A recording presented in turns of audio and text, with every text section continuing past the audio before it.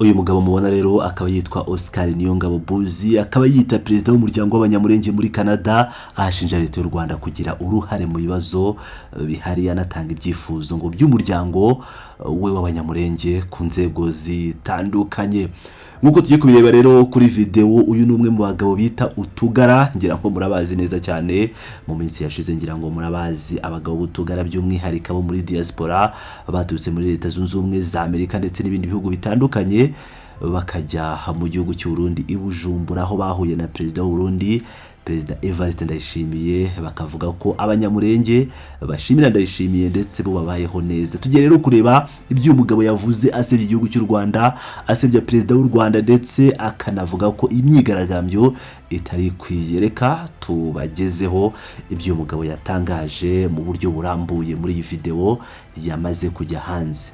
Pour matérialiser sa volonté affichée de défier la communauté internationale, le Rwanda, sous couvert de la rébellion de l'AFC 23 Twirwaneho MRDP, a multiplié les attaques aux drones suicides dans le plateau d'Uvira et fusillé dans le but de s'assurer du contrôle total de cette région qui constitue le milieu d'origine des Banyamulenge.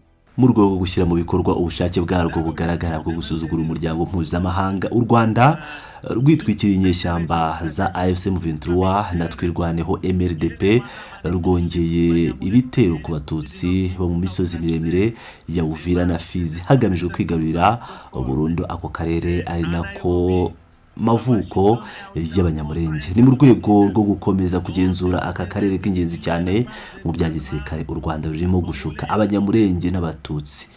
Imyigaragambyo yabereye i Stockholm, i Nairobi, Washington, Ottawa yo kwamagana jenoside bavuga ko bakorerwa na za leta ya Kongo n'iy'u Burundi, kimwe n'ibindi bikorwa kugira ngo bakurure impuhwe z'amahanga.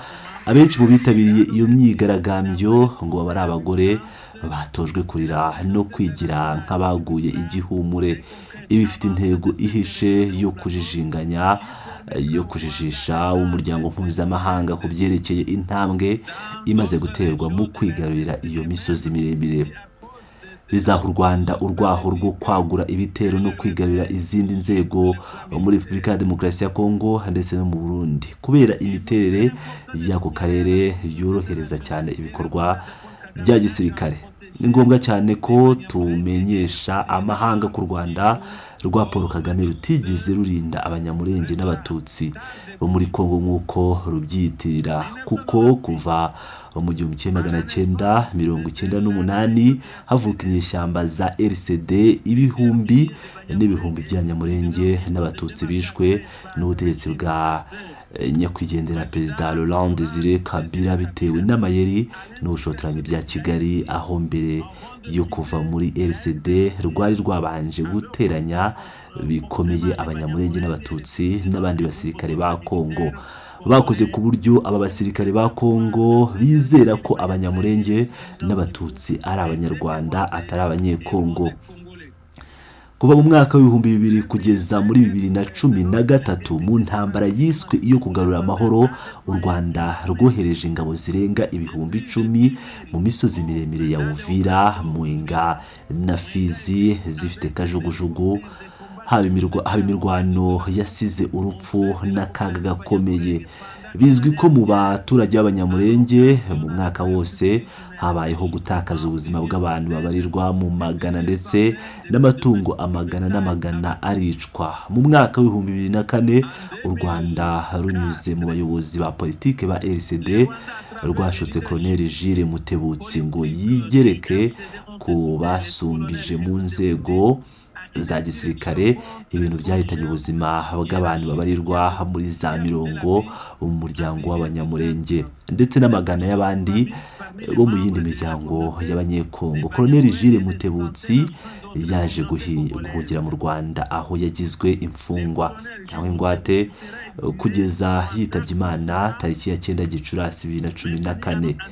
imyigaragambyo n'ibitero bya jenoside yakorewe abanyamurenge n'abatutsi bo muri Kivu y'Amajyaruguru bavuga ko yakozwe na leta ya Kongo n'iy'u Burundi, ahubwo n'ibyo kubazwa u Rwanda rwabikoze binyuze mu ntambara zitandukanye z'ubushotoranyi kuri Repubulika Iharanira Demokarasi ya Kongo, aho rwakuruye cyangwa rwatanze amabwiriza yo gukora ubwicanyi ndengakamere kuri iyo miryango hagamijwe gushakisha urwitwazo rwo kuguma mu gihugu cyacu. Ku bw'ibyo turasoza iri tangazo ryacu dutanga ibyifuzo bikurikira ku muryango mpuzamahanga: kutita kuri imyigaragambyo ishyigikiwe kandi igakoreshwa na Kigali, kwemera ko ubutegetsi bwa Paul Kagame butigeze burinda abanyamurenge cyangwa abatutsi bo muri Kivu y'Amajyaruguru, ahubwo ko jenoside ashinja mu binyoma Repubulika ya Demokarasi ya Kongo n'u Burundi ariwe ugomba kuyibazwa bishingiye ku bimenyetso bifatika. Guhagarika imigambi y'ubwiyongere n'ubushotoranyi ya Kigali, hagasabwa ko ikura ingabo zayo byihuse mu duce twose yigaruriye hakurikijwe umwanzuro w'1773, amasezerano ya Washington yo kuwa 4 Ukuboza 2026 n'andi matangazo y'akanama gashinzwe amahoro ku isi abishinzwe. Gushyiraho akanama mpuzamahanga gashinzwe iperereza ku byaha byose byakozwe n'ingabo z'u Rwanda n'imitwe y'inyeshyamba zagiye zirema ku butaka bwa Kongo, bikorewe i Edmonton tariki ya 20 Mata 2026 na perezida w'Abanyamurenge n'imiryango yo hagati muri Edmonton, Oscar Niyongabo Bozi. Murakoze. Reconnaître que le régime de Paul Kagame n'a jamais protégé les Banyamulenge et les Tutsis du Nord Kivu. Au contraire, les génocides dont il impute faussement à la RDC et au Burundi lui est attribuable sur base de faits avérés.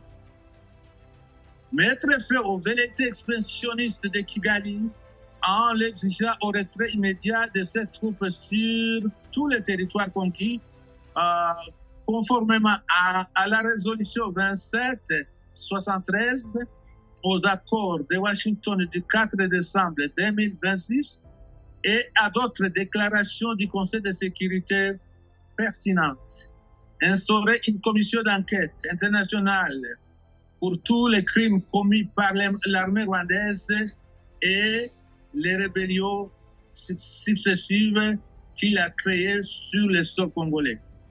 Fait à Edmonton ce 20 avril 2026 par le président de Banyamulenge Community Center d'Edmonton, Oscar Niyongabo Bozi. Je vous remercie.